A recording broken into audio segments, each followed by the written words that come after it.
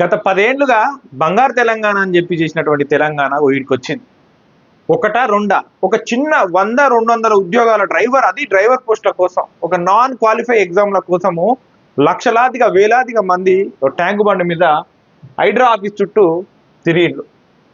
ఐటీని పొడిచేసినా, నేను తీసేసినా, మొత్తం హైదరాబాద్ ప్రపంచ పటంలో పెట్టినా, అసలు ఇట్లా నేను బంగారు తెలంగాణ చేసినా అని చెప్పినటువంటి కేటీఆర్ హైదరాబాద్ అంటే మొత్తం మంచి చెడుకు నేనే బాసుని, హైదరాబాద్కు మొత్తం బొడ్డు గోసి తీసింది నేనే, హైదరాబాద్ ఈ రోజు ప్రపంచ పటంలో నిలబెట్టింది నేనే అని చెప్తున్నారు కదా. ఇది హైదరాబాద్ నడి బొడ్డు మీద జరిగినటువంటి ఇది పాప నిరుద్యోగుల సంబంధించిన చిన్నపాటి పోస్టులు. అవి ఏం పోస్టులు? అవి డ్రైవర్ పోస్టులు.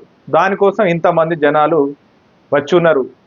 ఇది మన తెలంగాణ 10 ఏళ్ల బంగారు తెలంగాణ. ఏం చెప్తా ఉన్నారు? కేవలం 200 డ్రైవర్ ఉద్యోగాల దరఖాస్తు ప్రక్రియ కొనసాగుతా ఉంది. అవుట్ సోర్సింగ్ విధానంలో మళ్ళీ అది కూడా నేటి నుంచి 2 రోజుల పాటు అప్లికేషన్ స్వీకరిస్తున్నారు. 3 కిలోమీటర్ల పొడుగు లైన్లు నిలబడేంత నిరుద్యోగం తెలంగాణలో ఉంటే వీళ్ళు 10 ఏళ్లలో పొడిచింది ఏంటిది?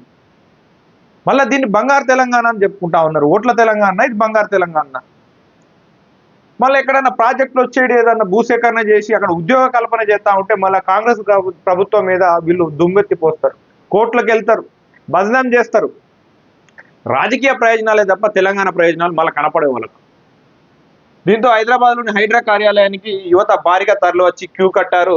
2022-2023 ఏడాదిలో పోలీస్ కానిస్టేబుల్ ఉద్యోగాలలో స్వల్ప మార్కుల తేడాతో కోల్పోయిన వారికి మాత్రమే ఇందులో ప్రాధాన్యం ఇస్తున్నట్లు సమాచారం. ఇది మన హైదరాబాద్ పరిస్థితి. ఇది మన తెలంగాణ రాజధాని పరిస్థితి. 10 ఏళ్లలో బంగారు తెలంగాణ అని చెప్పుకునేటువంటి తెలంగాణలో కేవలం 200 ఉద్యోగాల కోసము లక్షలాదిగా జనాలు రోడ్ల మీద క్యూ కట్టి ఉండేటువంటి పరిస్థితి. ఇదేనా బంగారు తెలంగాణ? 10 ఏళ్ళు చేసిన తెలంగాణ ఇదేనా?